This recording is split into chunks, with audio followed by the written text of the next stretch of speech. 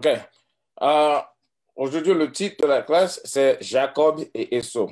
Jacob et Esau. On va voir qui est Jacob, qui est Esau, d'après la Bible. OK?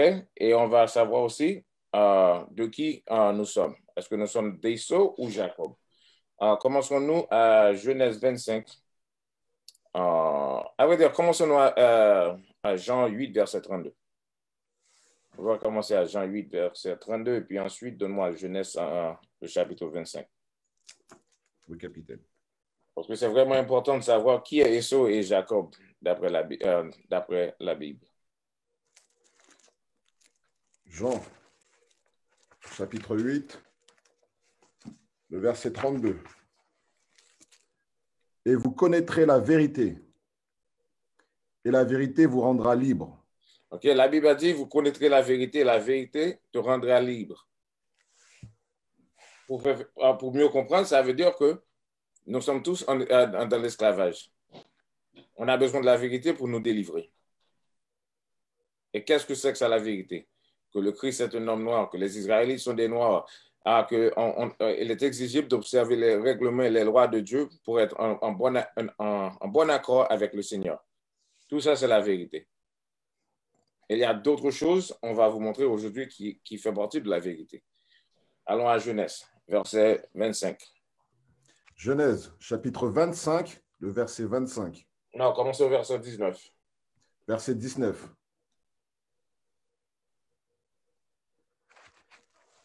Et celles-ci sont les générations d'Isaac, fils d'Abraham. Abraham engendra Isaac.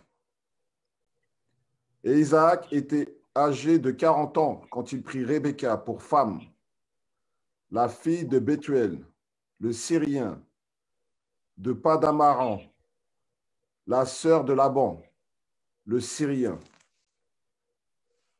Et Isaac implora le Seigneur pour sa femme, parce qu'elle était stérile. Et le Seigneur fut imploré par lui. Et Rebecca, sa femme, conçut.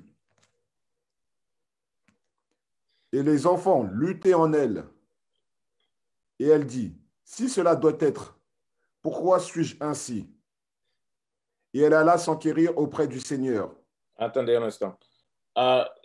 Genèse 25 parle de la génération d'Isaac, d'Abraham. OK? Et Isaac, la femme d'Isaac, ne pouvait pas enfanter des enfants. Mais Isaac a prié au Seigneur et à cause de cela, Rebecca, qu'est-ce qui s'est passé? Rebecca, comment dit-on? Rebecca conçut des enfants. Mais dans le ventre de Rebecca, les enfants luttaient. Dès le ventre, dès que Rebecca a conçu les enfants, dès le ventre de Rebecca, les enfants luttaient entre les deux. Continue. Je reprends le verset 22. Et les enfants luttaient en elle. Et elle dit, si cela doit être, pourquoi suis-je ainsi? Et elle alla s'enquérir auprès du Seigneur. Elle a demandé si cela doit être, pourquoi j'ai tant de douleur? Pourquoi les enfants sont en train de lutter dans mon ventre? Et elle alla parler au Seigneur. Continue. Verset 23. Et le Seigneur lui dit, 2 nations sont dans ta matrice. Écoute bien. 2 nations est dans ta matrice. 2 nations. 2 nations. Ça veut dire que les 2 enfants qui vont sortir du matrice de Rebecca, l'un deviendra une nation et l'autre deviendra une autre nation. Bien qu'ils seront, comment dit-on, marassa, jumeaux, ça ne veut pas dire pour autant qu'ils vont devenir une seule nation. Mais ils deviendront 2 différentes nations. Prêtez attention bien. Continue. Et le Seigneur lui dit, 2 nations sont dans ta matrice, et 2 sortes de peuples seront séparés en sortant de tes entrailles. Prêtez attention bien à ces mots-là. 2 nations seront dans ton matrice et 2 sortes de peuples seront séparés en sortant de tes entrailles. 2 sortes de peuples seront séparés en sortant dans ton entrailles. Ça veut dire 2 nations, 2 peuples différents, et ils ne seront pas unis. Bien qu'ils ont la même mère, le même père, mais ces deux enfants-là seront séparés. Deux ennemis. Continue. L'un des peuples sera plus fort que l'autre. L'aîné servira le plus jeune. L'un de ces deux sera plus fort et le premier, et est prophétisé que le premier sera l'esclave du dernier. Continue. Verset 24.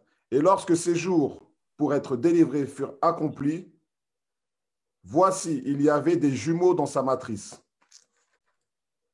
Verset 25. Et le premier sortit roux, tout couvert comme un vêtement velu. Et ils l'appelèrent Ésaü. Le premier sortit roux, tout couvert comme un vêtement velu. N'oublie pas ce verset. Continue. Verset 26. Et après cela sortit son frère, et sa main tenait le talon d'Ésaü. Son nom. Attendez, après ça, sortir son frère et son main en tenait le talon d'Ésaü. Durant la classe, on va voir qu'est-ce que ça signifie. Parce que tout ce qui passe dans la Bible a des significations. Ça était comment dit-on? Une symbole pour montrer quelque chose qui devait arriver dans le futur. Mais on retournera sur cette verset durant la classe. Continuez à lire. Et après cela sortit son frère, et sa main tenait le talon d'Ésaü. Son nom fut appelé Jacob. Son nom fut appelé Jacob. Et Isaac était âgé de 60 ans quand elle les enfanta. OK. La question qu'on doit se poser, c'est que pourquoi on a donné la couleur d'Ésaü, mais non pas la couleur de Jacob? Ésaü était tout rouge et Jacob, on ne sait pas la couleur de Jacob. Le pourquoi, c'est que ça a été la première fois qu'un enfant est né qui avait une couleur différente de tous les gens qui habitaient sur la terre durant ces temps-là. On va retourner à Genèse 25. Allons-y à Genèse 2, le verset 7, pour prouver ça. Parce qu'il était nécessaire de mentionner son couleur parce que durant ces temps-là, tous les gens de la terre étaient d'une seule couleur. Genèse 2, verset 7. Genèse chapitre 2, le verset 7. Et le Seigneur Dieu forma l'homme de la poussière du sol et souffla dans ses narines le souffle de vie. Le Seigneur forma l'homme de la poussière de la terre. Quelle est la couleur du poussière de la terre? Noir, marron. Ça veut dire que tous les gens que Dieu a créés durant la création, c'était tous des hommes noirs. Au moment donné, en Genèse 25, qu'un autre enfant est venu qui avait une autre couleur, c'est pour ça qu'on a mentionné. Et pour vous montrer qui, d'après vous, ça a été le premier albinos, à vrai dire. Et aujourd'hui, quelle nation qui ressemble comme des albinos? Les Blancs. Et à vrai dire, ils ne sont pas blancs. Ils sont tous rouges, comme la Bible a dit. Parce que les feuilles de cahier sont blancs. Tu n'as jamais vu un homme de cette couleur sur la terre. Tu as vu un homme rouge. Surtout les blancs, soi-disant les blancs qui habitent en Afrique. Quand ils marchent dans le soleil, quelle couleur est-il? Tout rouge. Pour vous montrer, tout est écrit dans la Bible. Le problème qui se pose, c'est que on fait partie des religions qui ont été créées par les Blancs. C'est là le problème. Des religions qui ont été créées par les chefs d'esclaves. Retournez à Genèse 25. Genèse 25.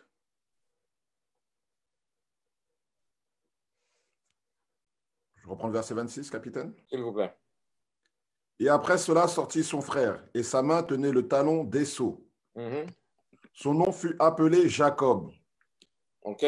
Allons voir qu'est-ce que ça signifie. Pourquoi, en sortant du matrice de leur mère, Jacob tenait le talon d'Ésaü. allons-y à 2 Esdras, le chapitre 6, verset 9. Et pour vous qui ne sachent pas, qui ne connaissent pas les livres d'Esdras, dans la Bible, il y a une portion qu'on appelle les livres d'apocryphes. Élie, montrez les livres d'apocryphes. OK. Ces livres-là, on les a retirés dans la Bible durant les époques 1600-1700.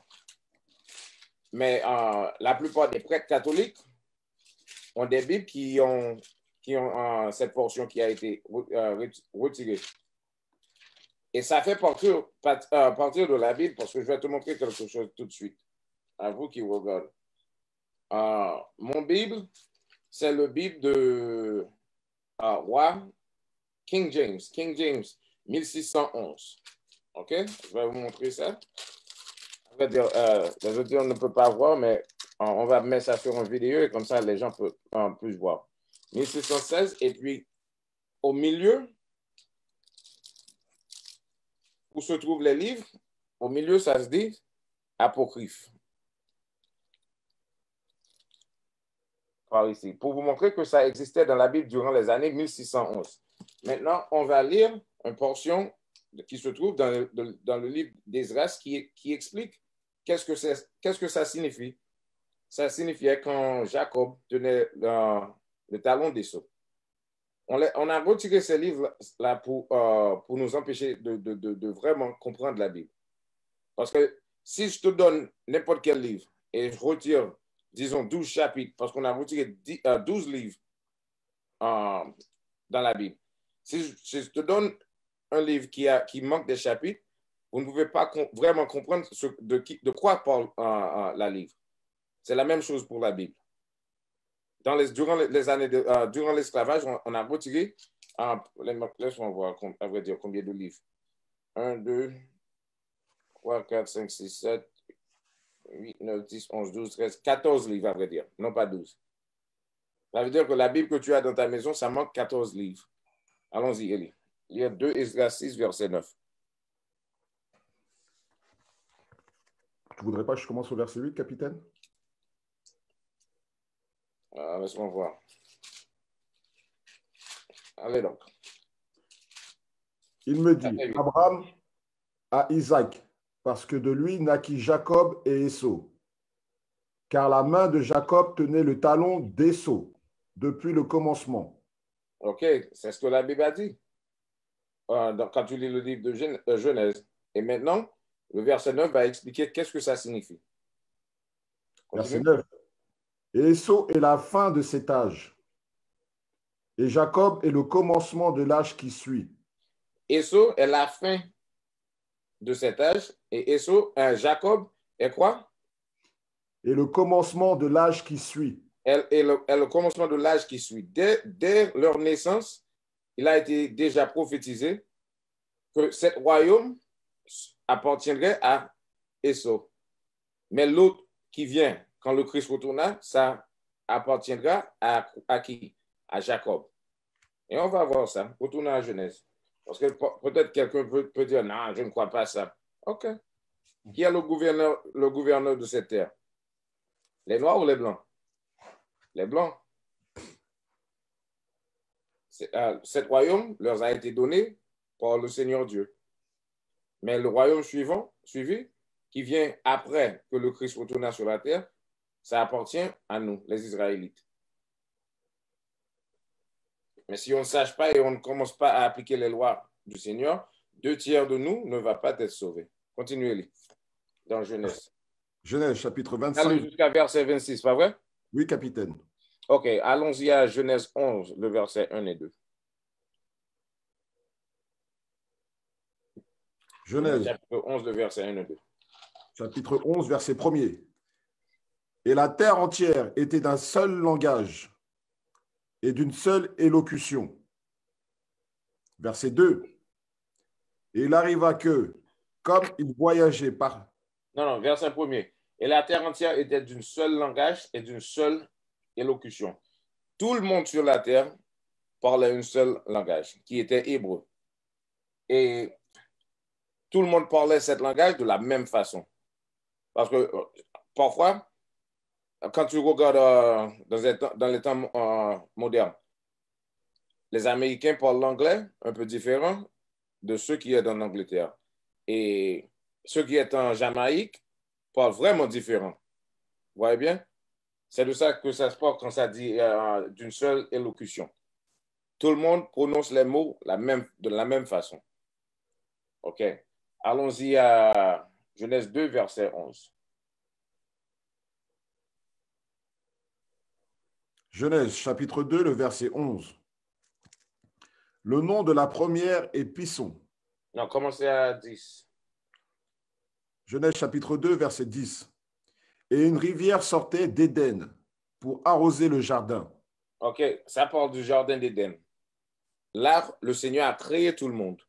Pour vous montrer où ça se trouve, le jardin d'Éden, et quelle sorte de personnes qui sort de cette pays, qui vient de cette contrée. Est-ce que les blancs ou les noirs? Allons-y. Et une rivière sortait d'Éden pour arroser le jardin. Et de là, elle se divisait et devenait 4 bras. Verset 11. Le nom de la première est Pisson, qui est celle qui entoure tout le pays d'Avila, où il y a de l'or. Verset 12. Et l'or de ce pays est bon. Il y a du bélium et de la pierre d'onyx. Verset 13. Et le nom de la seconde rivière est Guillon. C'est celle-là qui entoure tout le pays d'Éthiopie. Verset 14. Et le nom de la troisième rivière est Hidékel. C'est elle qui coule vers l'est de l'Assyrie. Et la quatrième rivière est l'Euphrate. OK. Où se trouvent ces 4 rivières? Afrique du Nord et du Nord-Est. Et pour mieux comprendre qu'est-ce que je veux dire à propos d'Afrique du Nord-Est, c'est que ça se parle du Moyen-Orient. Le mot Moyen-Orient, pas vrai? Quand on a, d'où vient cette mot? Cette mot a été créé en 1901 par un homme qu'on appelle Admiral Alfred Thayer Manhen. Et puis, le mot a été popularisé en 1916 par M. Mark Six. Il était un Anglais qui faisait partie du Parlement en Angleterre. Dans un discours, il a popularisé le mot Moyen-Orient pour vous montrer que en 1901, le mot Moyen-Orient n'existait pas. Ça veut dire que cet endroit-là avait un autre nom. Et quel nom avait le Moyen-Orient? Afrique du Nord-Est. C'est la même chose qu'ils ont fait à l'Égypte. Le nom de ce pays n'était pas Égypte auparavant. Ça a été Mizraïm. Mais les Blancs ont changé ce nom. Le continent d'Afrique, le vrai nom du continent n'était pas Afrique. Mais on a changé le nom après l'homme qui s'appelle Leo Scipius Africanus. Vous comprenez bien? La même chose qui arrive en Amérique. Auparavant, Amérique n'était pas Amérique. Ça s'appelait Ozaret. Mais on l'a changé après l'homme qui s'appelle Amerigo Vespucci. Pour vous montrer, les Blancs ont l'habitude de changer les noms des choses. Et d'autant plus, qu'est-ce qu'ils ont fait dans le contrée du Moyen-Orient? Ils ont créé un canal qu'on appelle le canal de Suez. Le canal de Suez, c'est juste une voie navigable artificielle au niveau de la mer qui connecte, à cause de ce canal-là, Afrique du Nord-Est est séparée d'Afrique du Nord. Et ils ont créé ce canal en 1859. Mais auparavant, on pouvait marcher d'Égypte jusqu'à aller n'importe où dans le Moyen-Orient. Ces gars-là, ils ont vraiment réfléchi avant d'agir. Ils ont divisé cette portion de terre et il les a donné un autre nom. Ça veut dire aujourd'hui, quand on parle des Moyen-Orient, des gens qui habitent là, tu penses toujours les Arabes là. Mais auparavant, c'était nous qui habitions là. Non pas les Arabes. Les hommes anciens de cette terre, c'est là où se trouve le jardin d'Éden. Et toutes les rivières qu'on a mentionnées commencent là et puis ça rentre jusqu'en Afrique. Éthiopie est dans l'Afrique. Pour vous montrer l'endroit où la création a commencé, ça se trouve dans le Moyen-Orient, qui est vraiment Afrique du Nord-Est.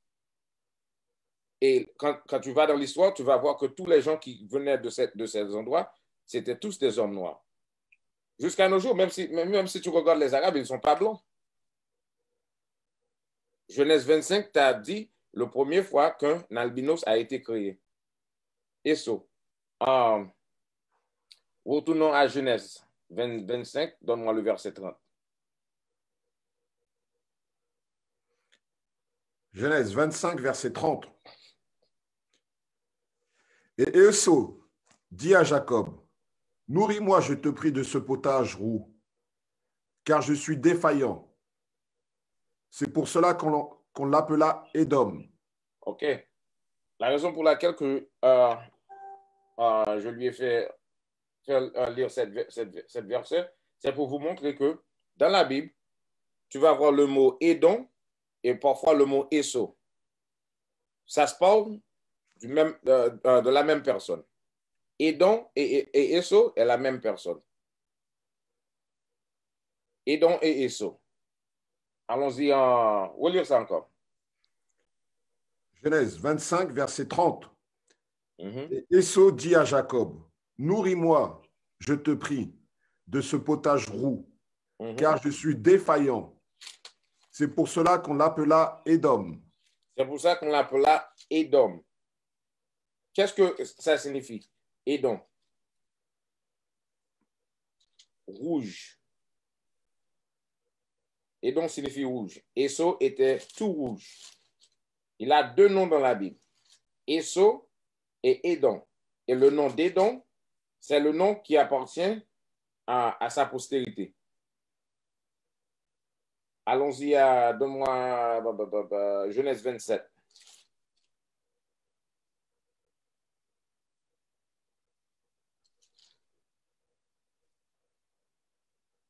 Non, avant ça, donne-moi Genèse 36, le verset 8.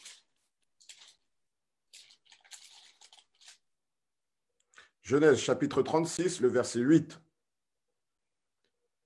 Et Esau demeura au mont Séhir. Esau et Édom. OK. C'est juste pour ratifier les choses. Esau habitait à Mont Séhir et Esau est Édom. Quand tu lis dans la Bible, tu vois Édom, ça se parle d'Esau. Quand tu vois Esau, ça se parle d'Édom. C'est la même personne. Allons-y maintenant à Genèse 27.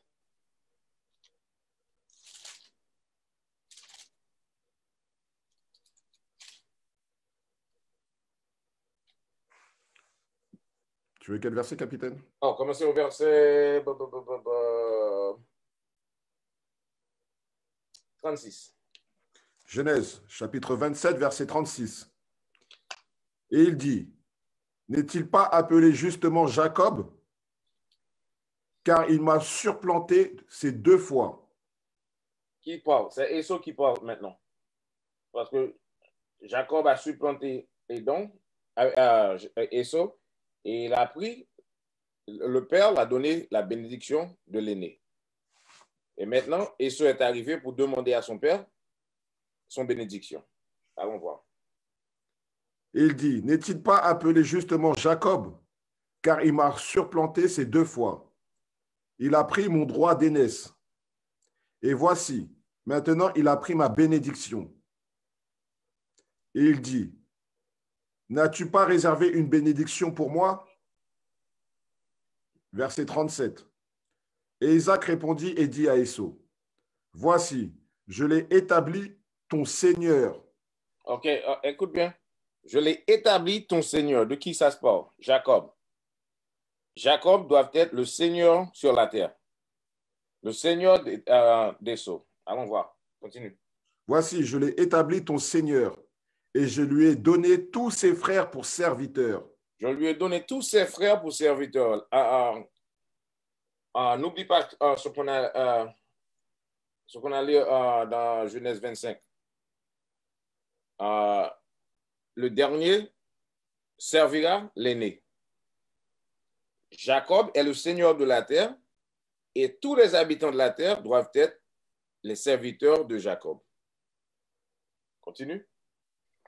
Je l'ai pourvu de grain et de vin. Et que ferai-je maintenant pour toi, mon fils? Verset 38. Et Ésaü dit à son père, n'as-tu qu'une seule bénédiction, mon père? Bénis-moi, à savoir moi aussi, ô mon père. Et Ésaü éleva sa voix et pleura. Continue. Verset 39. Et Isaac, son père, répondit et lui dit, voici, ta demeure sera la graisse de la terre. Ta demeure sera la graisse de la terre. N'oublie pas, tout a été déjà donné à Jacob. OK? La graisse de la terre, c'est quoi? Tous les bons endroits appartiendra à Ésaü. Mais ça a été déjà donné à Jacob. Faites attention. Continue. Et de la rosée du ciel d'en haut. Et de la rosée du ciel d'en haut. Quand tu regardes la rosée du ciel, ça tombe tout partout sur la terre. Ça veut dire que Ésaü, toute la terre lui appartiendra aussi. Mais tout ça a été déjà donné à Jacob. Continue. Verset 40. Et par ton épée tu vivras. Comment Ésaü vivra? Par ton épée tu vivras. Par ton épée tu vivras. Ça veut dire que tout ce que Ésaü va posséder sur cette terre, il le possédera par son épée. Le don que Dieu l'a donné, c'est l'art de guerre. Et quand tu regardes l'histoire des Blancs, dans n'importe quel endroit où se trouvent les Blancs, par quels moyens ont-ils pu achever, ont-ils pu en prendre cette terre, les terres qu'ils possèdent aujourd'hui? Par quelle façon? Par l'épée. Aujourd'hui, on n'utilise pas l'épée, on utilise des armes, mais c'est toujours des armes de guerre. Auparavant, ils faisaient la guerre par l'épée. Ça veut dire qu'il va tuer pour y avoir la graisse de la terre. Et quand tu parles de la graisse de la terre, ça parle quoi? De tous les biens qui sont sur la terre. Qui possède tous les biens qui sont sur la terre? Les diamants qui se trouvent en Afrique, l'or qui se trouve en Afrique, tous les grâces, tous les biens de la terre, l'huile, le pétroleum, les bois de caoutchouc qui se trouvent en Congo. Bien que ça se trouve en Afrique, qui possède ces choses-là? Et ne me dis pas le petit compagnie qui s'est fait penser comme propriétaire de ces biens-là. Parce que si vraiment les gens qui habitaient en Afrique possédaient toute la graisse, les graisses d'Afrique, tous les biens d'Afrique, les Africains ou les Noirs qui habitent en Afrique seraient tous des hommes riches, comme la Hollande, comme l'Angleterre, comme la France. Oui ou non? Pour vous montrer que la Bible est la vérité. Vous lire cette verset. Genèse chapitre 27, verset 40. Et par ton épée tu vivras, et tu serviras ton frère. Il arrivera, quand tu auras la domination, que tu briseras son joug de dessus ton cou. OK. À cause que tout a été déjà donné à Jacob, au commencement, Ésaü servira son frère. Mais il y arrivera un jour qui s'est déjà passé, quand tu lis le livre de, je crois que Roi. Attendez, laisse-moi trouver ça tout de suite. 2 Rois 8, verset 20. Il arrivera le jour, quand tu auras la domination, que tu briseras son joug de dessus de ton cou. Allez à 2 Rois 8, verset 20. 2 Rois, chapitre 8, le verset 20. En ces jours, Édom se révolta de dessus la main de Juda. OK. En ces jours-là, Édom a révolté de la main de dessous de Juda. Juda est l'un des fils de Jacob. Les descendants de Jacob. La bénédiction que Dieu a donnée à Jacob, c'est passé à ses enfants.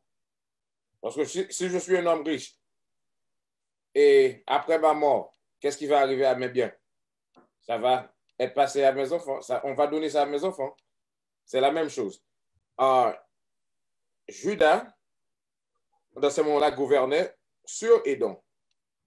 Mais durant cette époque-là, vous lire le verset pour voir qu'est-ce qui s'est passé.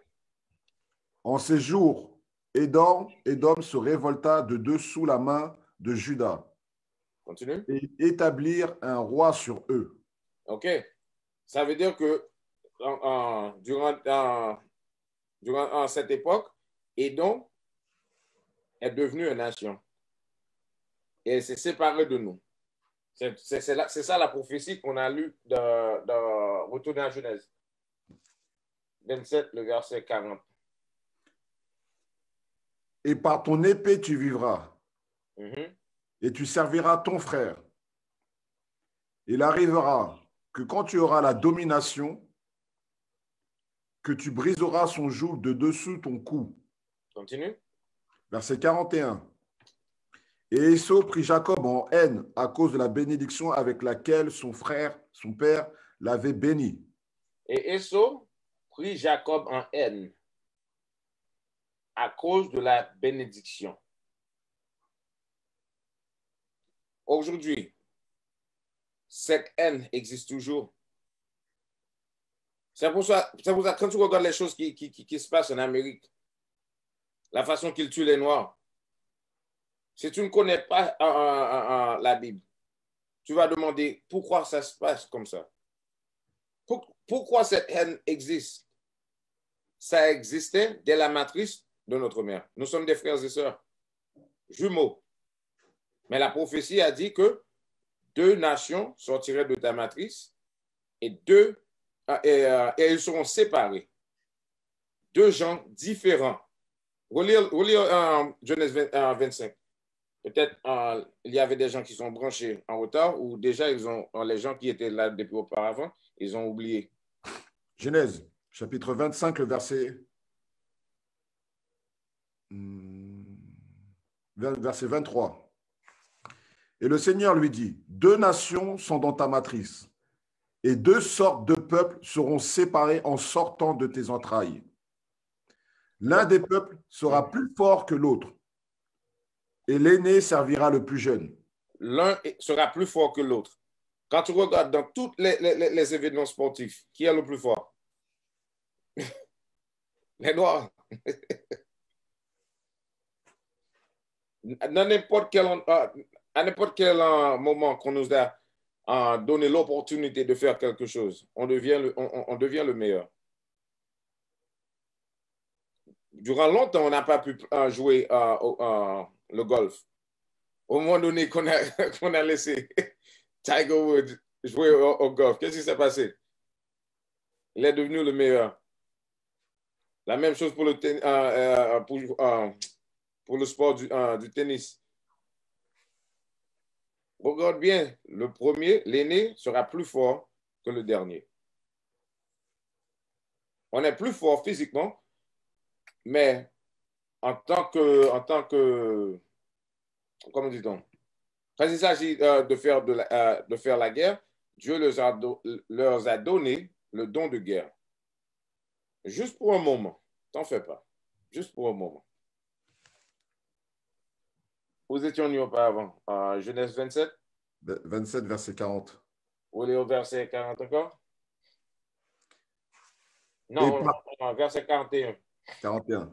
Et Ésaü prit Jacob en haine à cause de la bénédiction avec laquelle son père l'avait béni. Mhm. Et Ésaü dit en son cœur, les jours du deuil de mon père approchent. Et alors je tuerai mon frère, Jacob. Tu as vu? Dès le commencement, Esau a mis dans la tête qu'il va, après que mon père est mort, je vais tuer Jacob. Et jusqu'à nos jours, qu'est-ce qui se passe? Esau ou Édom, il poursuit toujours Jacob. Ils font toutes sortes de choses pour nous détruire. Mais elle ne peut pas parce que nous sommes les enfants élus de Dieu.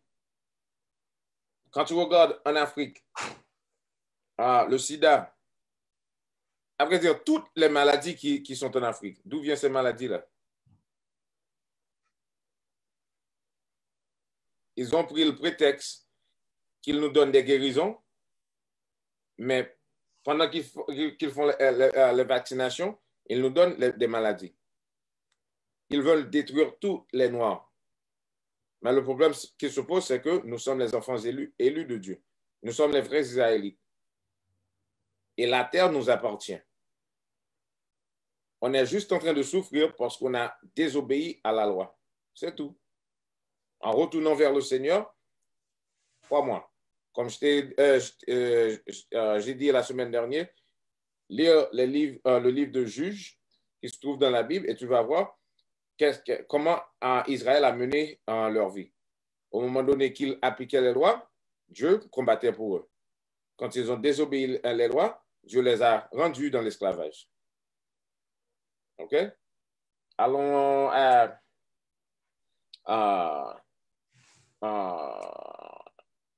Ecclésiastique dans le livre d'Apocryphe 12, verset 10. Non, allons-y à Psaume 55, verset 20. Psaume 55, verset 20.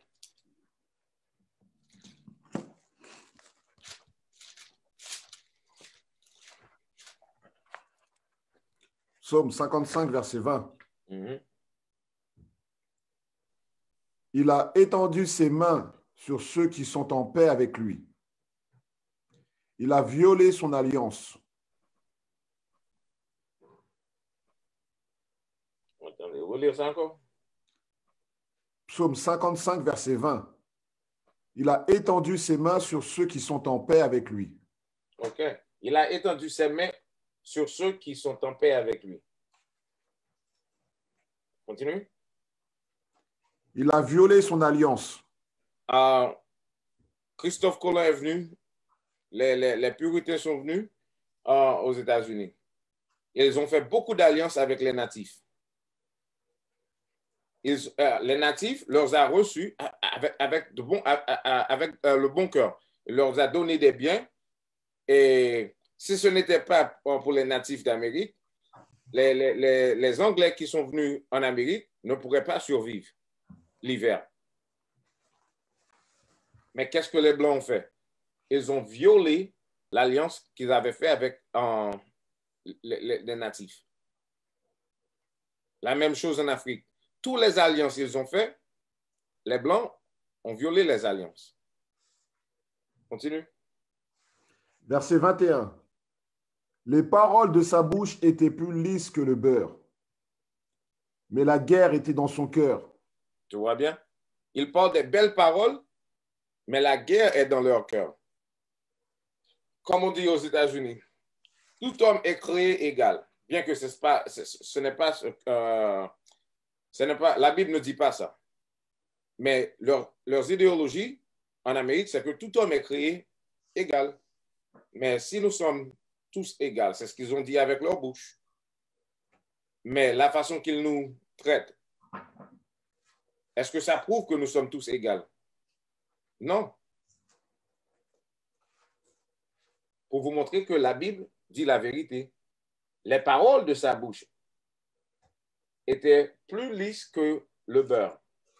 Mais la guerre était dans son cœur. À chaque fois que Esau a dit, t'en fais pas, je vais vous donner la liberté, tu peux faire ce que tu veux faire dans ton pays. Et ils ont mis quelqu'un pour gouverner le pays.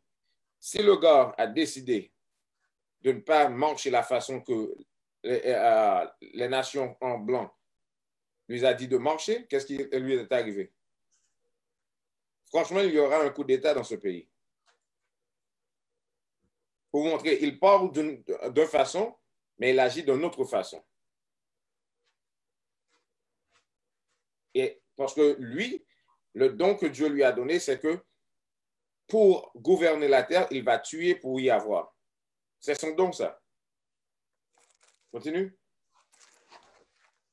Les paroles de sa bouche étaient plus lisses que le beurre, et la guerre était dans son cœur. Ses paroles étaient plus douces que l'huile. Cependant, elles étaient des épées tirées. Cependant, elles étaient quoi? Des épées tirées. Parce que c'est par l'épée qu'il va gouverner toute la terre. Allez à Ecclésiastique, chapitre 12, le verset 10. Pour vous montrer l'erreur qu'on a fait. Et c'est pour ça qu'on a retiré cette livre aussi. Cette livre fait partie du livre de Ecclésiastique qui se trouve dans l'Apocryphe. On va le lire. Ecclésiastique 12, verset 10. Ecclésiastique, chapitre 12, le verset 10. Ne fais jamais confiance à ton ennemi. Ne fais quoi? Ne fais jamais confiance à ton ennemi. Ne fais jamais confiance à ton ennemi. Regarde la terre. Est-ce que les Noirs prennent les Blancs comme des ennemis? Non. Les Blancs prennent les Noirs comme des dieux. Plus qu'amis. Parce que dans toute façon, ils veulent devenir comme les Blancs. Ils blanchissent leur peau. Peut-être il y a des gens qui blanchissent pas les peaux, mais ils s'habillent de la même façon que les Blancs s'habillent. Surtout les femmes changent leur couleur de cheveux pour faire les cheveux blondes, pour ressembler quoi? Les Blancs. Ils mettent des faux yeux pour changer les couleurs de ses yeux, pour ressembler comme quoi? Les Blancs. Il y a des gens qui ne veulent pas manger que les nourritures qui se trouvent à l'étranger. Ils ne veulent pas manger la nourriture qui se trouve dans leur pays. On va dans leurs écoles et on reçoit leurs éducations et on est devenu comme eux. Mais relire ce que la Bible a dit. Ne fais jamais confiance à ton ennemi. Ne fais jamais confiance à ton ennemi. Tu veux me dire tous les massacres qui s'est passé en Afrique? Si le blanc était nos amis, il ne pourrait pas empêcher aux hommes de tuer tant de personnes. Et surtout, la plupart des pays où se trouvent les massacres, ce sont des pays qui sont vraiment riches. Pourquoi ils ont massacré les gens? Pour y avoir l'autonome sur les biens de ces pays-là. En tant qu'ami, ami ne fait pas ça avec les amis. Eux-mêmes, ils agissent envers l'un et l'autre comme amis. Parce que quand ils ont été assis à table pour diviser l'Afrique, quel Africain qui était là? Pour dire non, tu ne peux pas prendre ceci, tu ne peux pas. Non. Ils ont tous mis ensemble et ils ont dit on va détruire les Israélites. Ils ont séparé. OK, Roi Léopold, tu vas prendre le Congo. Reine Elisabeth, tu vas prendre quoi? Égypte. Quelle portion que l'Angleterre a possédé en Afrique? Le Ghana? Le Ghana. Les Portugais ont eu Cap-Verde et comment dit-on? Angola, capitaine. Hein? Angola? Angola, voilà. Angola, les Dutch d'Hollande, en Sud-Afrique, ils ont divisé l'Afrique en tant qu'amis, ils nous ont traités comme des ennemis. Et nous, on les a pris comme des ennemis. Qu'est-ce que ça veut dire? On est tous des sots. Le pourquoi? Parce qu'on ne sache pas la vérité. Tout ce qui sort de la bouche des Blancs, on accepte ça sans problème. Mais au moment donné que la vérité se prêche, oh non, non, non, non, c'est pas ça la vérité. Dieu est amour, Dieu. Écoute mon frère, toutes les religions qui sont établies sur la terre ont été établies par les Blancs. C'est pour ça que tu n'as jamais lu les versets qu'on est en train de lire aujourd'hui. En Afrique se trouve surtout en Afrique se trouve beaucoup de faux pasteurs. Ils font tous la guérison. Mais le sida, ça tue beaucoup de gens en Afrique. S'ils savaient vraiment comment faire des miracles, il n'y aurait jamais de maladies en Afrique. Faites attention bien. Allons-y à Michée 2, verset 2. Et de Michée, chapitre 2, le verset 2. Michée, chapitre 2, le verset 2. Et ils convoitent des champs et les prennent par la violence, et des maisons et les enlèvent. Ainsi, ils oppriment l'homme et sa maison, et même l'homme et son héritage. Commencez au verset 1er. Verset Michée, chapitre 1, chapitre 2, verset 1er. Malheur à ceux qui méditent l'iniquité et qui forgent le mal sur leur lit. Sitôt que le matin luit, ils l'exécutent, parce que c'est au pouvoir de leurs mains. La Bible a dit malheur à ceux qui méditent l'iniquité. Qu'est-ce que c'est que ça, l'iniquité? Le péché. Qui forgent le mal sur leur lit. Durant le soir, ils se couchent, ils réfléchissent, OK, comment je vais détruire en Afrique du Sud. Ils ont beaucoup de biens là-bas et on doit prendre les biens d'Afrique. Qu'est-ce qu'on va faire pour prendre les biens? Le soir, ils méditent sur ça. Et dès le matin, ils l'exécutent. Parce que cet homme-là a le pouvoir pour exécuter le mal. Qui a le pouvoir pour exécuter le mal? Qui sur la terre peut faire n'importe quoi? Qui a le pouvoir pour dire que, OK, ton pays là, ton argent ne vaut rien. Ton argent vaut, disons, $1 dans ton pays vaut $1000 dans mon pays. Et tu ne peux rien dire. Tandis que ton pays est beaucoup plus riche que le pays de l'homme qui te dit ça. Tu restes dans ton pays et un homme t'approche et écoute bien, je vais t'emprunter $1 million. Mais j'en ai pas besoin de ça. Non, non, non, mon vieux, tu as besoin de ça. Tu vas prendre ça. Et tu vas me le repayer avec beaucoup d'intérêt. En 10 ans. Et si je ne peux pas me payer ça en 10 ans, je vais en prendre le contrôle des diamants de ton pays. Qui a le pouvoir pour faire ça? La Bible parle la vérité, mon vieux. Mais tu n'as jamais eu l'opportunité d'entendre la vérité. Tu prends ton ennemi comme un Dieu. Quelle image que tu as dans ta maison quand tu regardes le Christ? Tu as une image de la bête. C'est pour ça que quand tu le vois, tu as vu le Christ. Et tu regardes ton frère, tu as vu quoi? Le diable.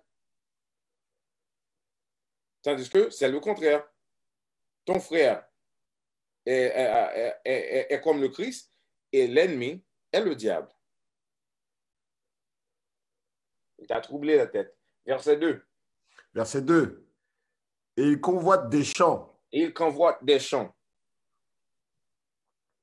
Quand tu regardes toute la terre, où se trouvent les champs? La plupart des champs se trouvent en Afrique ou en Amérique, ou dans les îles caribéennes. Continue. Et les prennent par la violence. Et les prennent par la violence. Parce que si tu convoites les choses, tu vas faire n'importe quoi pour les avoir. C'est pour ça que la Bible a dit tu ne convoiteras un point la femme de ton prochain, aucune chose qui appartient à ton prochain. Parce qu'au moment donné, tu as vu quelque chose que ton frère possède et tu as la convoitise, tu vas le tuer pour lui avoir ça. Continue. Et des maisons. Et, On va lire dès le commencement. et ils convoitent des champs et les prennent par la violence. Et des maisons et les enlèvent. Ainsi, ils oppriment l'homme et sa maison, et même l'homme et son héritage. OK. Qui, à l'heure actuelle, opprime un homme dans sa maison? Un homme et son héritage. Qui est en train de faire ça? Je sais que tu as peur de le dire, mais je vais le dire pour toi. Les faux blancs qui habitent sur la terre. Parce que tout ce qui se trouve en Afrique, c'est l'héritage des gens, des Africains qui habitent là, pas vrai? Mais qui a le contrôle, le monopole de tous les biens d'Afrique? C'est de ça que la Bible parle. Tu es opprimé, tu es affligé, tu es épuisé, et jusqu'à nos jours, tu regardes l'homme qui t'a épuisé, tu le prends comme un Dieu. Allez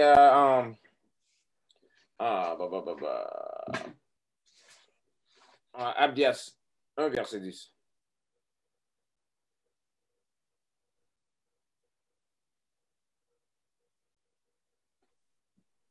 Abdias, chapitre 1er, verset 10.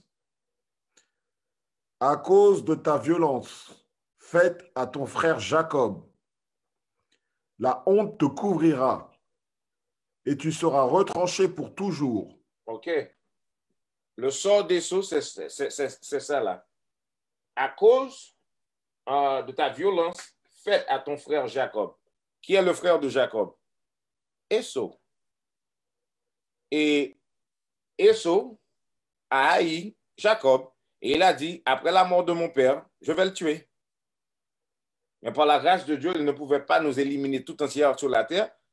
Aujourd'hui, comme on a lu la semaine dernière dans Psaume 83, ils ont fait un complot sur nos dos pour nous détruire. Mais à cause de cette violence, la Bible a dit quoi? La honte te couvrira et tu seras retranché pour toujours. Pour vous montrer bien, quand le Christ sera de retour sur la terre, la race blanche, il va le retrancher sur la terre à cause de violence qu'il est en train de faire envers son frère Jacob. Donne-moi Ézéchiel 25, verset 14.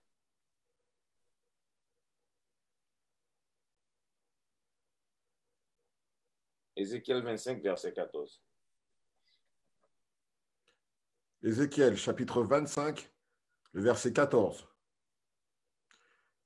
Et j'exercerai ma vengeance sur Édom.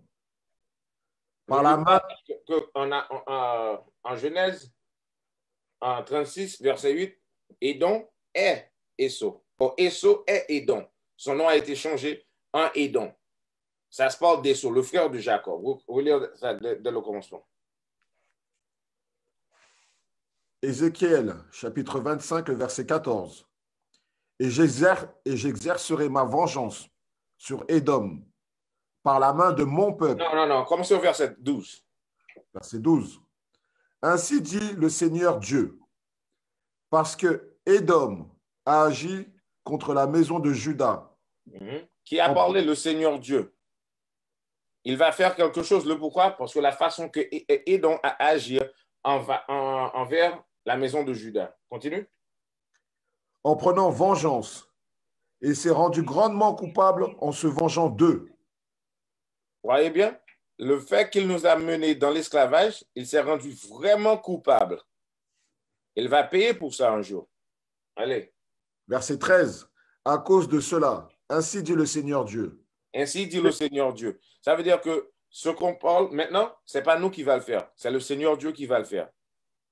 Le Christ ne reviendra pas sur la terre pour marcher main dans la main avec toutes les nations. Allons-y, non. Il va venir pour tuer, pour détruire, pour établir son royaume sur le royaume des méchants. À chaque fois que Israël a été délivré dans la Bible, les autres nations qui les a mis dans l'esclavage, Dieu les a détruits. Continue. À cause de cela, ainsi dit le Seigneur Dieu, j'étendrai aussi ma main sur Édom, et j'en retrancherai d'hommes et bêtes, et je les réduirai en désert depuis Théman, et ceux de Dédan tomberont par l'épée. Dieu va détruire toutes les Idomites. Continue. Verset 14. Et j'exercerai ma vengeance sur Édom par la main de mon peuple. Qui va exercer la vengeance? Mon peuple Israël. Non. Et j'exercerai ma vengeance. C'est Dieu qui va le faire. Vous lire ça. Et j'exercerai ma vengeance sur Édom par la main de mon peuple Israël. Par la main de mon peuple Israël. Après, le Seigneur sera de retour. Il va former son armée avec les peuples d'Israël et on va nous venger d'Édom. Continue. Et ils feront en Édom selon mon courroux.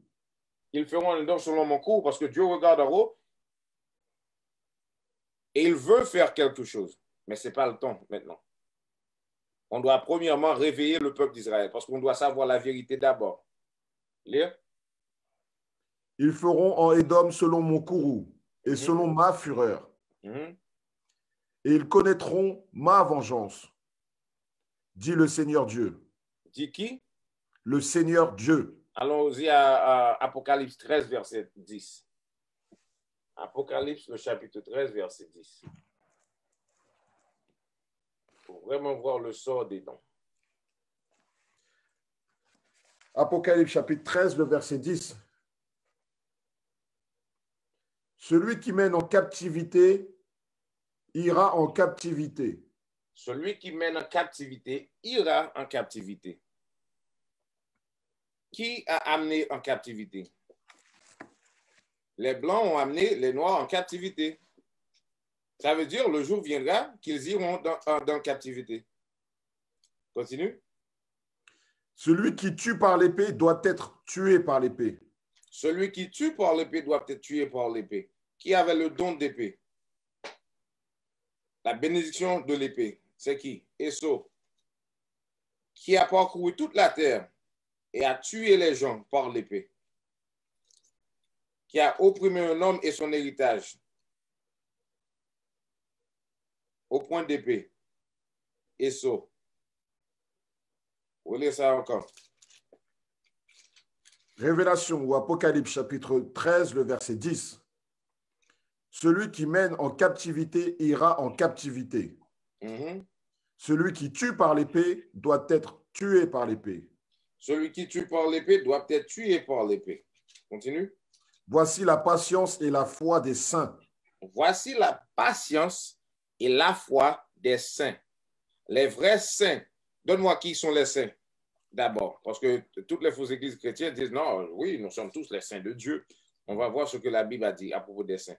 Les vrais saints du Seigneur, ce qu'il attend, c'est que le Seigneur retourne sur la terre et que ceux qui ont tué par l'épée doivent être tués par l'épée et ceux qui nous ont amenés dans l'esclavage doivent devenir nos esclaves. Lisez ça pour moi. Psaume 148, verset 14. Il exalte aussi la corne de son peuple. La corne de son peuple a été exaltée. Continue. La louange de tous ses saints. La louange de tous ses saints. On va voir qui sont les saints. C'est-à-dire des enfants d'Israël. C'est-à-dire qui? Des enfants d'Israël. Les saints, ce sont les enfants d'Israël. Toute la Bible a été écrite pour qui? Les enfants d'Israël. Retournons à Révélation.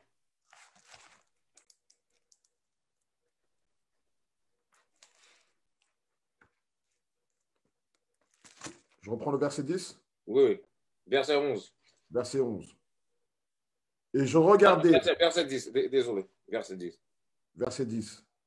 Celui qui mène en captivité ira en captivité. Celui qui tue par l'épée doit être tué par l'épée. Voici la patience et la foi des saints. La foi et la patience des saints est de rester tranquille, observant les lois, les règlements de Dieu dans la foi du Christ, en attendant que le Christ revienne pour faire tout ce qui est écrit dans la Bible. Donne-moi un Malachie 1, verset 14. Donne-moi un Romains 9, verset 13 d'abord.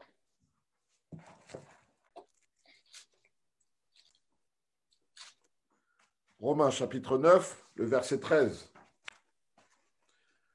Comme il est écrit. Comme il est écrit.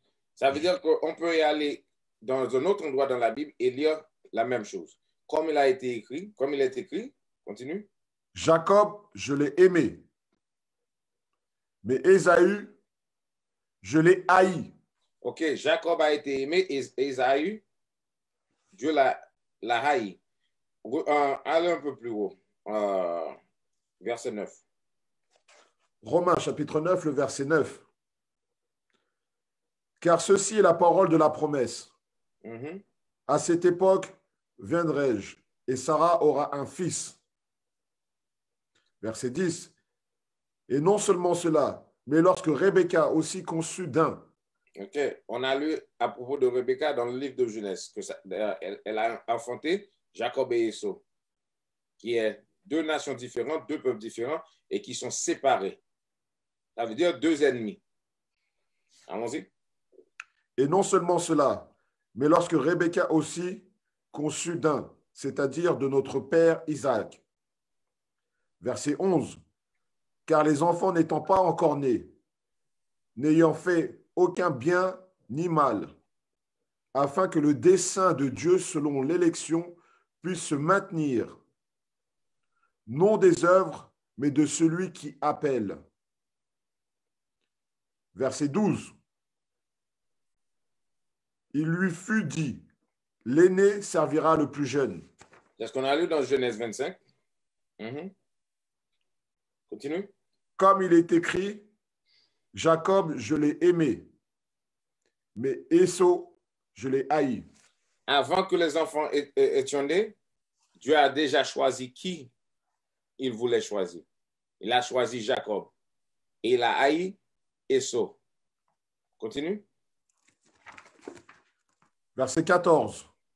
Que dirions-nous alors? Y a-t-il de l'injustice avec Dieu? Est-ce qu'on peut dire au Seigneur, t'es injuste, pourquoi tu as choisi Jacob et non pas Esau? Je m'en fous pas mal pourquoi Dieu l'a fait, moi personnellement. Je suis Jacob et Dieu m'a choisi. C'est tout ce que je désire. Je m'en fous pas mal. Le Seigneur, c'est lui qui est Dieu. Il a choisi de faire quelque chose, c'est ce qu'il va faire. Qui est moi pour me plaindre? Jusqu'à dire merci, je suis Jacob. Bien que je suis en train de souffrir à l'heure actuelle, mais je sais que le royaume des cieux, ça c'est mon héritage. Non pas le blanc. Et toutes les autres nations qui nous ont mis dans l'esclavage. Continue. Que dirions-nous alors? Y a-t-il de l'injustice avec Dieu? Dieu nous en garde. Verset 15. Car il dit à Moïse, j'aurai miséricorde pour qui j'aurai miséricorde? Il a miséricorde pour qui il a miséricorde? Le Seigneur est Dieu et on ne peut pas aller contre lui. On ne peut pas nous tenir envers le Seigneur. On doit choisir d'être avec lui ou contre lui. Continue. Et j'aurai compassion pour qui j'aurai compassion. Verset 16. Ainsi donc, cela n'est ni de celui qui veut, ni de celui qui court, mais de Dieu qui montre miséricorde. Verset 17. Car l'Écriture dit à Pharaon, pour ce dessein même que je t'ai suscité. Ok, maintenant, la Bible va nous montrer quelque chose. Pharaon a été créé pour un dessein. La même façon que Esau a été créé pour un dessein. Continue. Car l'Écriture dit à Pharaon, pour ce dessein même que je t'ai suscité, afin que je puisse montrer mon pouvoir en toi et afin que mon nom puisse être déclaré à travers toute la terre. Pharaon a été créé, le pouvoir lui a été donné pour gouverner toute la terre parce que Dieu voulait l'utiliser pour démontrer son pouvoir. Il a élevé Pharaon et Égypte et il a abaissé Pharaon et Égypte. Pour le monde puisse savoir qu'il est Dieu, il peut faire n'importe quoi qu'il soit, n'importe quoi qu'il veut. C'est la même façon qu'il a créé Esau. Parce qu'aujourd'hui, quand on regarde Esau, la puissance que Esau a sur la terre, seulement le Seigneur Dieu peut les détruire. Maintenant, notre devoir, c'est quoi?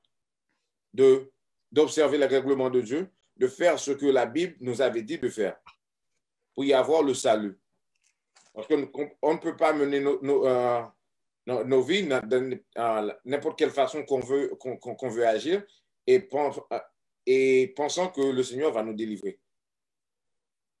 J'ai grandi dans l'Église et la plupart de nous qui fait partie de cette organisation, on grandit dans l'Église et on sache qu'est-ce qui se passe dans l'Église. Je regarde les vidéos, je vois des pasteurs qui mettent les femmes tout nues, qui mettent les pieds dans leur location privée. Ces pasteurs-là, ce sont tous des fous. Je dois faire une classe sur eux un jour. Donne-moi le verset dans la Bible qui dit que les femmes doivent venir dans l'église sans culotte et s'asseoir en avant et ouvrir les jambes afin que le Saint-Esprit puisse leur pénétrer. Je regarde toutes ces vidéos-là sur YouTube. Il y a un pasteur qui a lié beaucoup de femmes sur la mer. Elles sont tous nues et le pasteur, l'un après l'un, il va baiser les derrière de ces femmes pour leur donner la bénédiction afin qu'ils puissent enfanter. Quelle Bible ces pasteurs-là sont en train de lire? Tu n'as jamais eu la vérité. Tu n'as jamais entendu la vérité. C'est pour la première fois que tu as eu l'opportunité. Allons-y à Ézéchiel 25.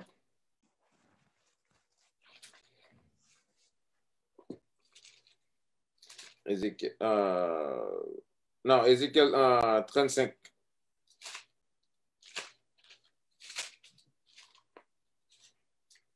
Ézéchiel 35, le verset 5.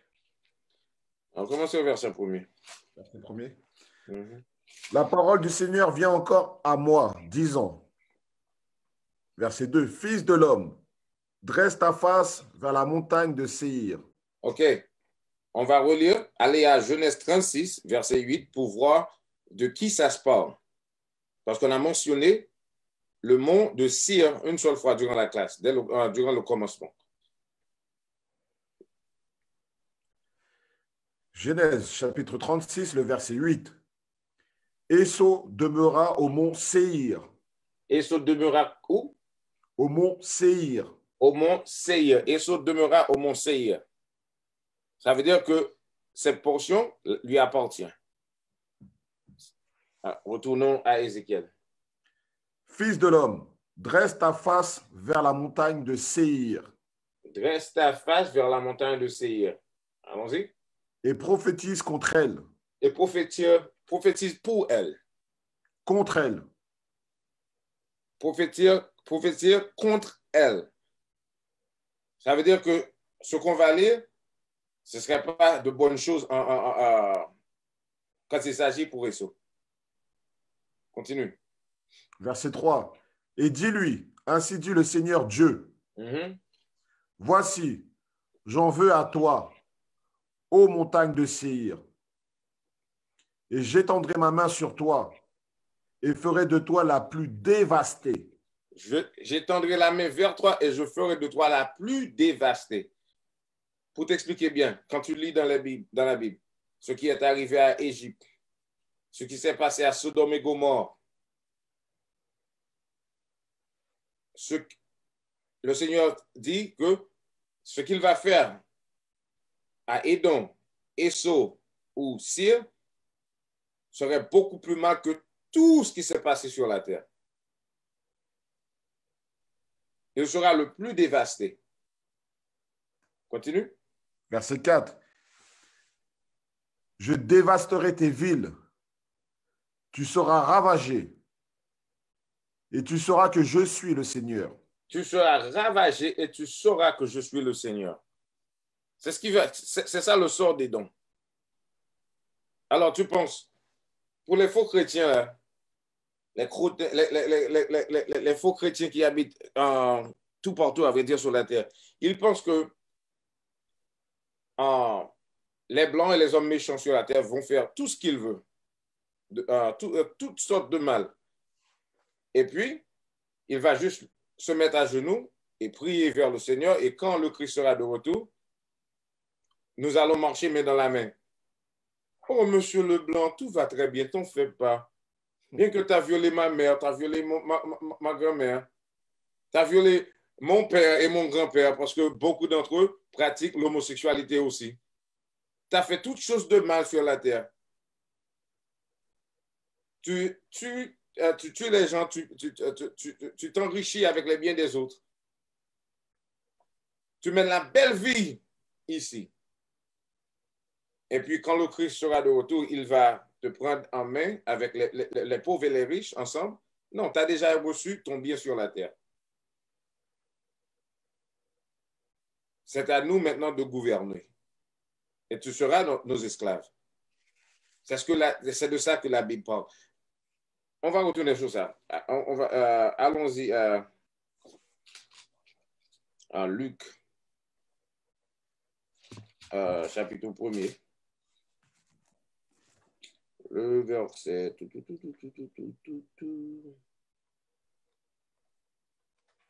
Ah, 71. Luc, chapitre 1er, verset 71. Et que nous devions être sauvés de nos ennemis, de la main de tous ceux qui nous haïssent. Le Christ, commençons au verset 68. Luc, chapitre 1, le verset 68. Béni soit le Seigneur Dieu d'Israël. Béni soit le Seigneur Dieu d'Israël, non pas le Seigneur Dieu de toutes les nations. On continue. Car il a visité et racheté son peuple. Il a visité et racheté son peuple. Parce que avant que le Christ était venu mourir pour nous, il y avait des péchés qu'on ne pouvait pas avoir le pardon pour eux. Si on pratiquait le magie, on devait être mis à mort. Si on pratiquait l'homosexualité, on devait être mis à mort. Mais du fait que le Christ est venu mourir pour nous, on peut changer. Ça ne veut pas dire qu'on peut continuer. On peut changer parce qu'on est tous nés dans l'esclavage. On n'a pas eu l'opportunité de savoir comment vivre. Maintenant, nous savons qu'on doit observer les lois et les règlements de Dieu. Ça veut dire qu'on peut changer. C'est ça la grâce. La grâce nous a été accordée pour changer, non pas pour rester dans le péché. Continue. Verset 69. Et nous a suscité une corne de salut dans la maison de son serviteur David. 70. Comme il en avait parlé par la bouche de ses saints prophètes, qui ont été depuis le commencement du monde. Verset 71. Que nous devions être sauvés de nos ennemis. Que nous devions être sauvés de nos ennemis. Le Christ ne va pas venir sur la terre pour sauver nous et les autres. Ça veut dire que les coupables et les incoupables. Non, le Christ va revenir pour juger la terre. Ça veut dire que ceux qui ont fait le mal ne peuvent pas recevoir le bien. Point du tout. Et jusqu'à nos jours, le méchant n'a jamais demandé pardon, n'a jamais rendu à nous-mêmes nos biens, ou retournons à nos biens. Il prend, c'est tout. Et à l'heure actuelle, il pense qu'il peut combattre contre le Seigneur. C'est pour ça qu'ils font tous des voyages dans l'espace, établir des militaires spacieux. Ils pensent qu'ils vont avoir le pouvoir pour combattre contre le Christ quand il sera de retour. Parce qu'ils sachent bien, le Christ ne revient pas pour les sauver. Comme la Bible a dit, tu seras le plus dévasté.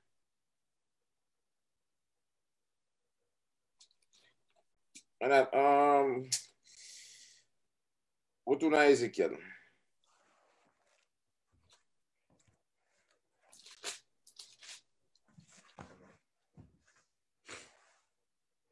Ézéchiel, chapitre 35, verset 4. Je dévasterai tes villes, tu seras ravagé, et tu sauras que je suis le Seigneur.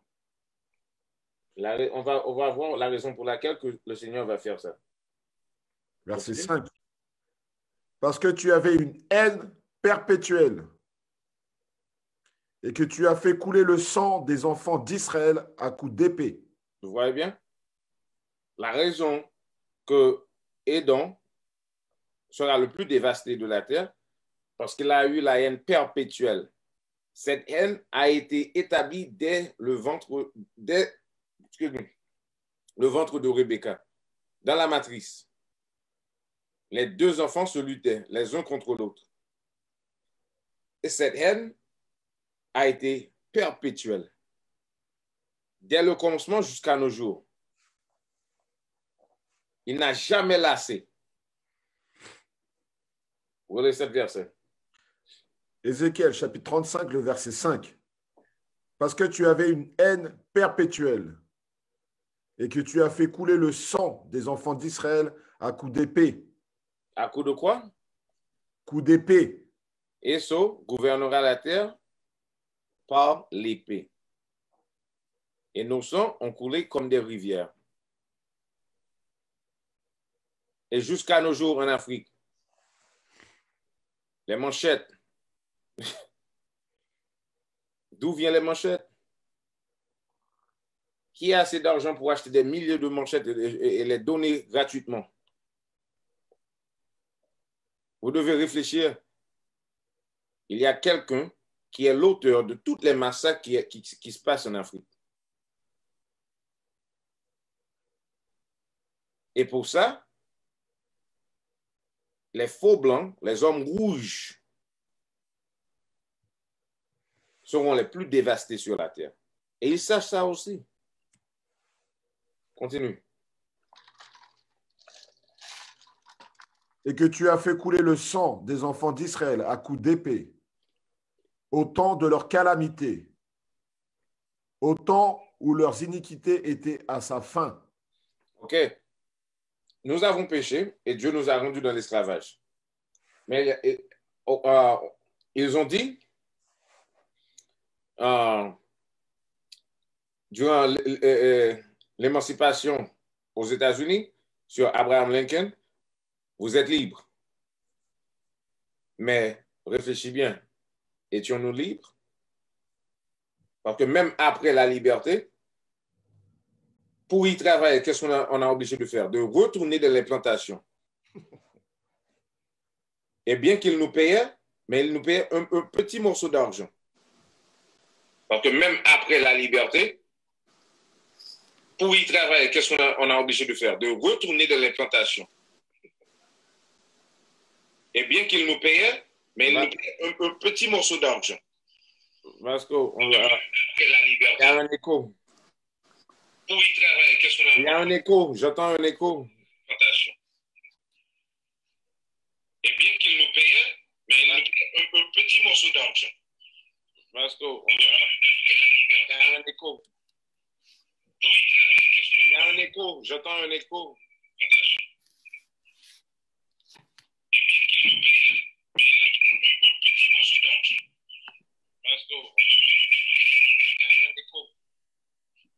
Il y a un écho, j'entends un écho.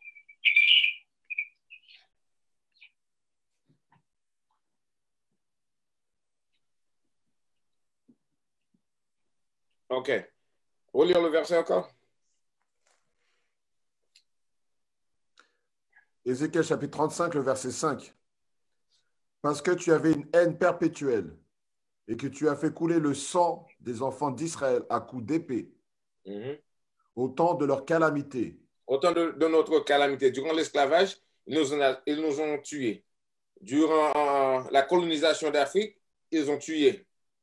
Nos sangs ont coulé tout partout sur la terre durant notre calamité. Parce que Dieu nous a envoyés dans l'esclavage parce qu'on a désobéi les règlements de Dieu.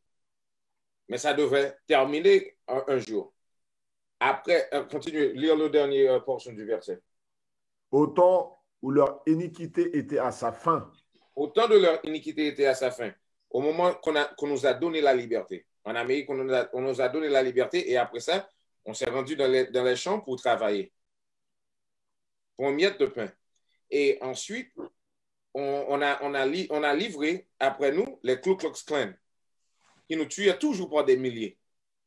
Même après qu'il nous a donné la liberté, les mêmes choses continuaient jusqu'à nos jours. Et quand tu regardes l'Afrique maintenant, ils ont donné la liberté à tous les pays d'Afrique. Presque dans les époques de 1940 jusqu'à 1970 à peu près. Après ça, qu'est-ce qui s'est passé? La même chose. Le blanc a déplacé, il a mis quel mot? J'aimerais bien utiliser un mot. Des traîtres. Il a mis des traîtres au pouvoir. Et ces traîtres fait quoi? Ils tuent les gens qui veulent établir leur propre pays. Ils vendent tous les biens aux pays étrangers. Même à la fin de l'esclavage, on est toujours esclave. C'est pour ça que la Bible a dit que cette haine existe perpétuellement. Le mot qui sort de leur bouche est douce comme le beurre, est lisse comme le beurre. Mais la guerre est dans leur cœur. Quand tu regardes, comment s'appelle ce gars-là?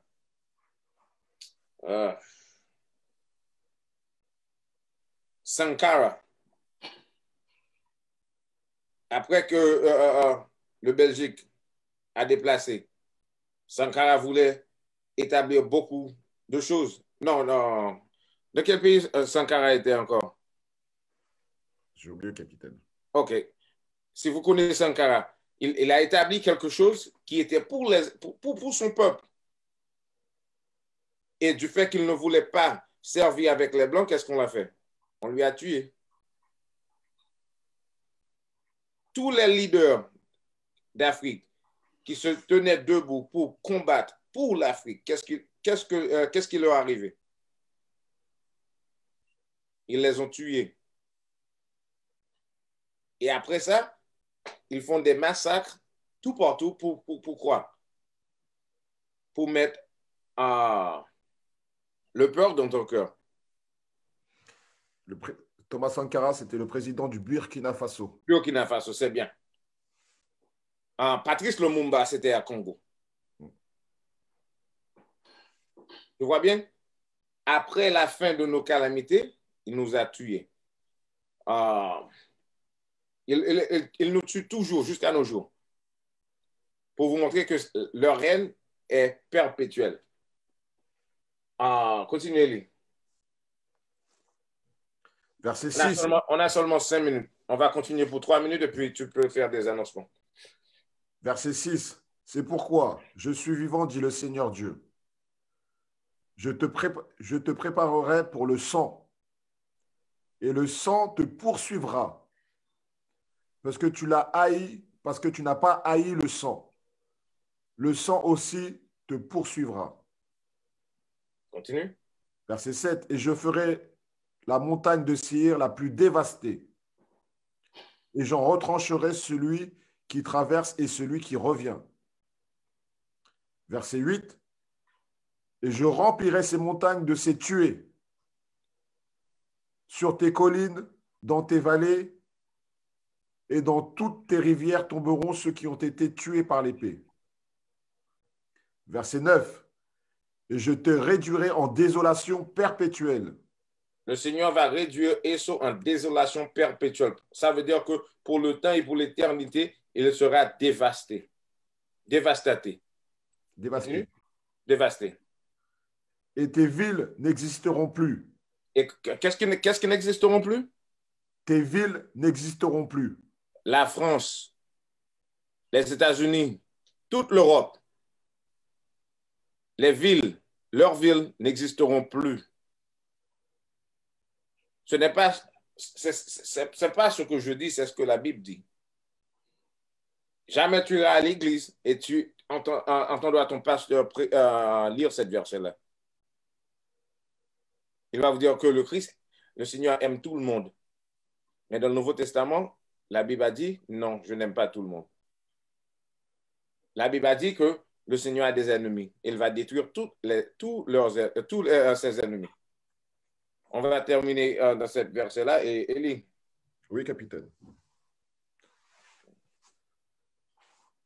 Alors, je vais faire un petit annoncement. Comme on vous le disait, nous sommes Israël unis en Christ. Nous sommes une organisation. Nous sommes là pour éveiller les 12 tribus d'Israël qui sont dispersées dans les 4 coins du monde. Aujourd'hui, le capitaine Gideon nous a donné la bénédiction de pouvoir comprendre la Bible encore un peu plus, avoir un peu plus de compréhension et reconnaître et savoir qui est notre ennemi, surtout l'ennemi principal qui est Édom, qui est l'Européen, qui est notre frère jumeau qui est né albinos. Attendez. Tac. Donnez-le le site de YouTube, là. Oui, capitaine. Le site.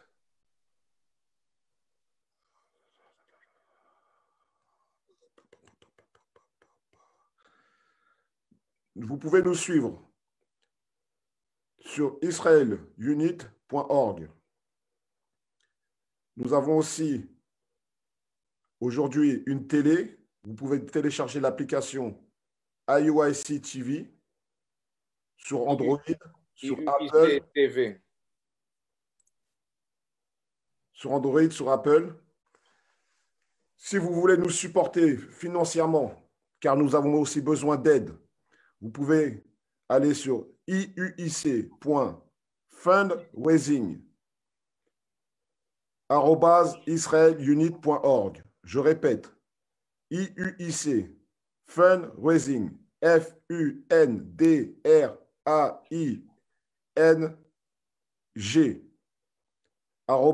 @israelunit.org. Vous pouvez aussi nous aider ou acheter des vêtements, des livres et écouter de la bonne musique qui pourrait nettoyer votre esprit en allant sur Original Royalty. Nous avons aussi 2 pages francophones. Nous avons IUIC France et UIIC Montréal. Vous pouvez nous retrouver sur YouTube, sur Facebook. C'est bon, capitaine. OK. Avec ça, je dis merci au Radio Congo et merci pour les auditeurs. Et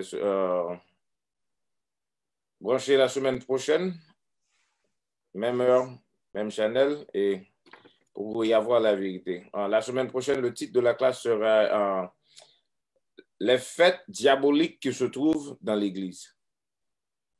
Les fêtes diaboliques qui se trouvent dans l'Église. C'est ça le titre pour la semaine prochaine. Avec ça, on vous dit Shalom, que Dieu vous bénisse. Shalom. Shalom signifie seulement la paix. Shalom. We used to scream black power while Heron was pushed. But at the end of the day, nothing's in vain. IUIC has been given a vision. The tents of Judah has risen. Many has attempted the mission. Minor murmuring, omitting, and missing the mark.